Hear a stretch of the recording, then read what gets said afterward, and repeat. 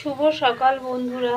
তো সকাল সকাল এই যে দেখুন বাজার থেকে লটিয়া মাছ নিয়ে এসছে, আর এখানে আর মাছ রয়েছে, বোয়াল মাছ আছে, মাছের তেল রয়েছে, এগুলো বাজার থেকে এসছে। আমি একটু সব রকম টমেটো, আদা, রসুন, পেঁয়াজ কেটে নিয়েছি, একটু সবজি কেটে নিয়েছি। তো চলুন দেখি কোনটা দিয়ে কি রান্না করি। কড়াটা বসিয়ে দিয়েছি, কড়ার মধ্যে আমি তেল দিয়ে দেব, দিয়ে মাছের তেলটা আমি একটু রান্না করব। তো তেল দিয়ে দিয়েছি কড়ায়, তেলটা গরম হতে দেব।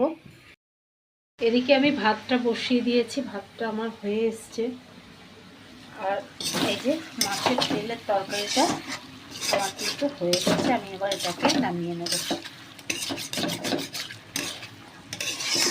মাছের তেল, একটু শিম, বেগুন, পেঁয়াজ কলি দিয়ে আমি একটু তরকারি করেছিলাম। তো এবার এটা নামিয়ে নেব। এই যে দেখুন আমার বোয়াল মাছের ঝালটা কিন্তু হয়ে গেছে। তো আমি এবার এটার উপর থেকে একটু ধনে পাতা ছড়িয়ে দেবো, দিয়ে আমি এবার এটা নামিয়ে নেব। একদম মাখা মাখা করে করেছি, তো এবার এটা নামিয়ে নেব।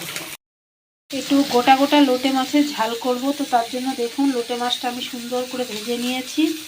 আর এখানে একটু পেঁয়াজ কুচে নিয়েছি, একটু টমেটো আছে, কাঁচা লঙ্কা আছে, কড়াটা বসিয়ে দিয়েছি।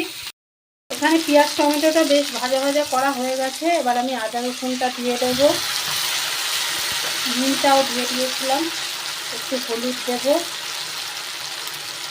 লঙ্কার গুঁড়ো দেবো, জিরের গুঁড়ো দেবো, আর কাঁচা লঙ্কা ছেঁড়াটা দিয়ে আমি মশলাটা সুন্দর করে কষিয়ে নেব।